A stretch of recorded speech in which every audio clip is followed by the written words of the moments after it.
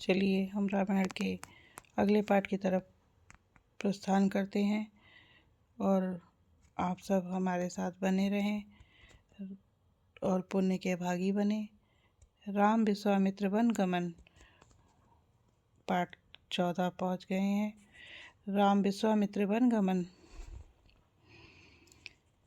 राम देत नहीं बन नहीं गोसाई, हे प्रभु राम को तो किसी प्रकार भी देते नहीं बनता। आज राम को दशरथ जी ने देने से मना कर दिया है, जो अपने संकल्प से कभी पीछे नहीं हटे। आज राम जी को देने से मना कर रहे हैं। दशरथ जी कहते हैं, शायद मछली जल के बिना कुछ देर जीवित रह जाए, लेकिन राम जी चले गए तो मैं जीवित नहीं रह सकूंगा। विश्वामित्र जी कह रहे हैं, आप रघुवंशी राजा हो, आप तो कहते हो प्राण जाए पर वचन न जाए, लेकिन आप तो अपने वचन को आज झूठा कर रहे हैं और राम जी को देने से मना कर रहे हैं। बात का यहीं पर रुकी हुई है। गोस्वामी जी लिख रहे हैं कि विश्वामित्र जी राजा दशरथ की इन बातों को सुनकर भी क्रोधित नहीं हो रहे हैं। ये कमाल की बात है। दशरथ जी भी जानते हैं कि ये तुरंत क्रोध कर सकते हैं, लेकिन इनके हृदय में आज हर्ष है।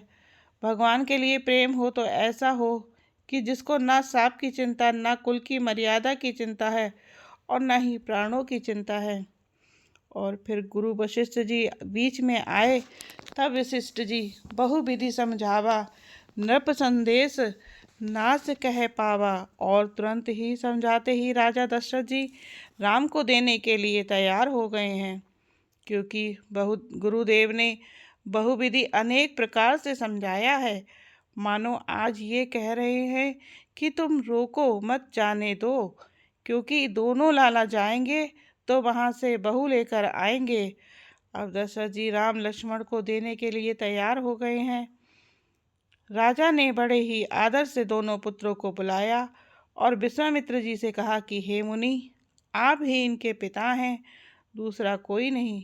राजा ने बहुत प्रकार से आशीर्वाद देकर पुत्रों को ऋषि के हवाले कर दिया। फिर प्रभु माता के महल में गए और उनके चरणों में शीश नवाकर चले हैं। भगवान के लाल नेत्र हैं, चौड़ी छाती और विशाल भुजाएं हैं।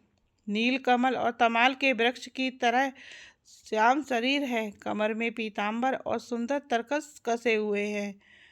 दोनों हाथों में सुंदर धनुष और बाण हैं। विश्वामित्र जी के साथ चल रहे हैं और विश्वामित्र जी अपने आप को बड़भागी मान रहे हैं और सोच रहे हैं, मैं जान गया कि प्रभु ब्रह्मांड देव हैं। मेरे लिए भगवान ने अपने पिता को भी छोड़ दिया। जय श्री राम। इसी तरीके से रामायण के पाठ का अगले पाठ का श्रवण करते रहिए और पुण्य का भागी बनिए।